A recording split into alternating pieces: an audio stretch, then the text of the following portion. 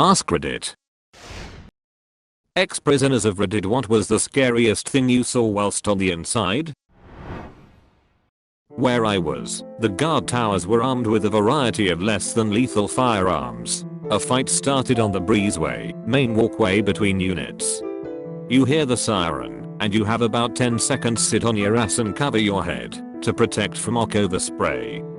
Else, the guards start shooting shotguns loaded with rubber balls at you. One of the guards hit one of the guys fighting directly in the sack with a rubber balls round. Turned the front of his jeans red by the time they got him up and to the infirmary. Apparently lost a testicle due to rupture.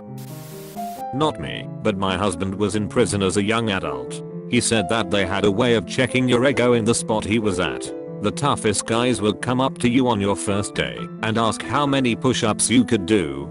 If you were smart, you would just sort of blow it off or laugh it off and move on. If you were a stupid show-off or had something to prove, you would claim a large number or talk yourself up. If you did that, then they would be all friendly and be like, oh, let's see it. So the poor guy would do as many push-ups as they could. The tough guys would gas the new guy up, acting friendly, pushing him to do more. They acted impressed and joked around. Then as soon as the new guy had done as many push-ups as possible, they would jump him and beat him up. He would be helpless to resist because he had maximumed himself out on push-ups. Afterwards, any guy with an ego was normally really quiet for the remainder of their stay. I spent a couple weeks in county jail. On the first day, when we were all being processed into the facility, strip, bend over, spread your cheeks, and cough, we were told very succinctly to never ever even joke about suicide while in the facility. Kinda like how you just don't say bomb on an airplane anymore.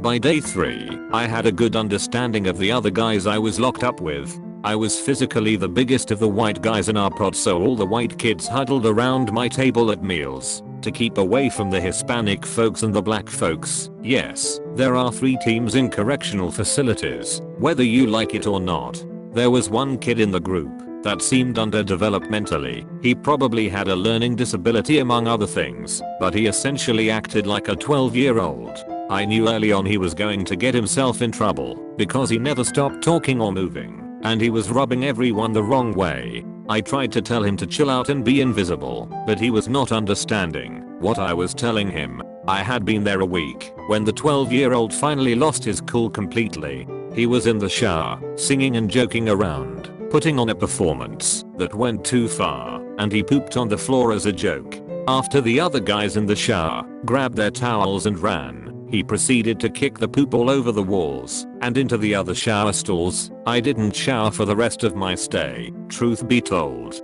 It turned into a big scene, and then when the trustees came in to clean up the poop all over the walls, it turned into an even bigger scene. The whole time, the 12-year-old was locked in a cell near the showers, laughing and joking as other inmates had to clean up his poop and make the shower area sanitary again. State-run facilities have standards after all. The next day, everyone was looking at the 12-year-old with hate in their eyes. Kinda like Gomer Pyle in Full Metal Jacket.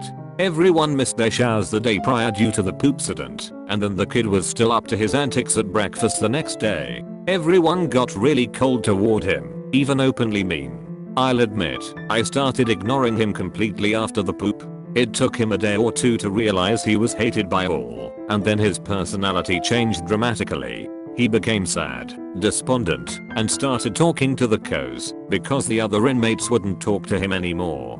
He fucked up and told the co's that he should just harm himself and make everyone happy, and that was all it took. They dragged out the blue burrito.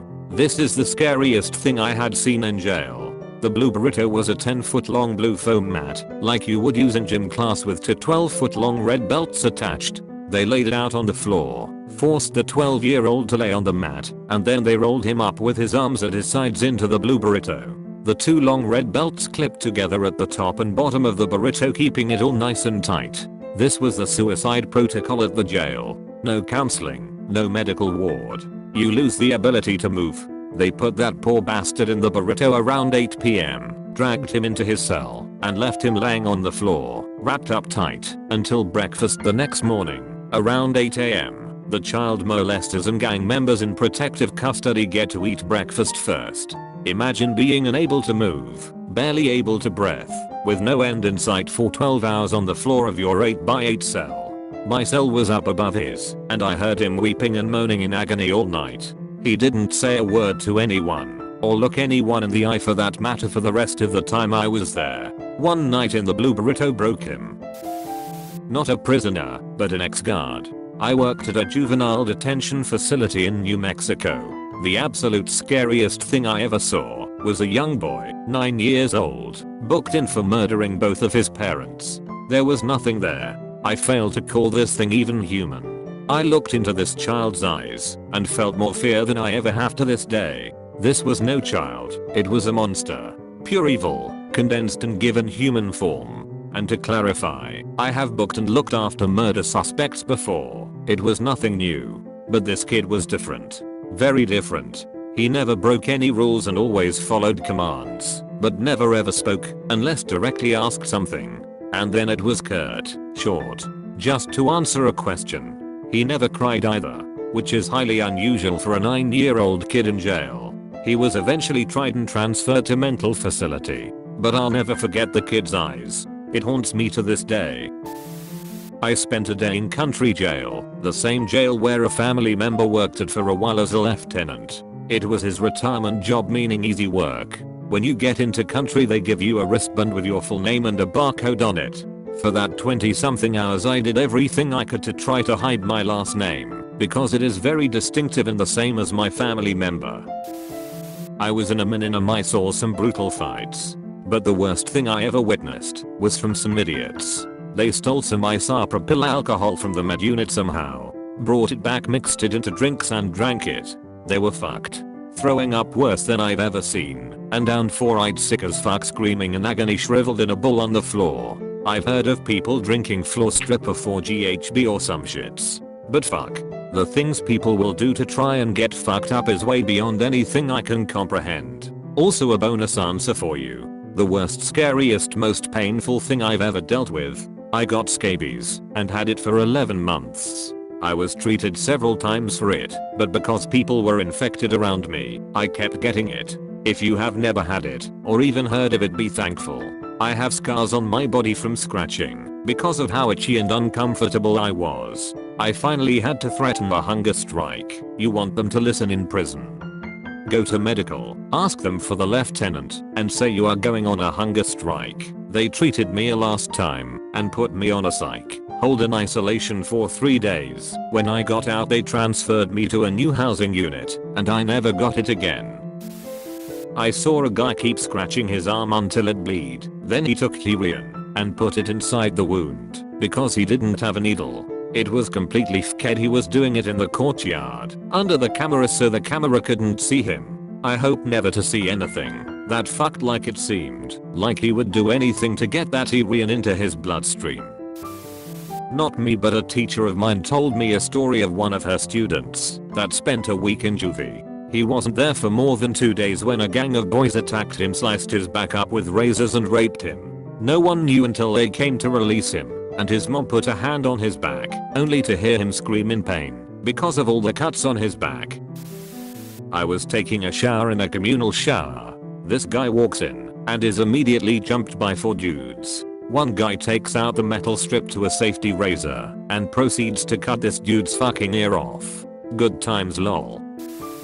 My friend used to do industrial work in a steel factory or something. He was being trained by an Honduran worker to do forging. It was a tough job, but he said the guy was very nice and really helped him to understand. My friend has an easy time becoming friends with significantly older adults. Kept telling he was a nice dude with a wife and daughter. Managed to legally adjust his status in my country with a seemingly normal and honest life. A few weeks later, we find out the dude in the local news. He apparently has been arrested for a week or so for raping his own daughter and stabbed her in the back, I believe, although it wasn't very deep cut, so she survived. That same friend worked for the police for a while, not as an officer. He told me in the prison they had this punishment where, if you commit a violent crime, the inmates would do that crime to you 50 times. He had been stabbed 50 times in the back and raped his anus 50 times as well. In the newspaper you could barely tell his shirt was covered of blood. and his pants have both blood and fesses.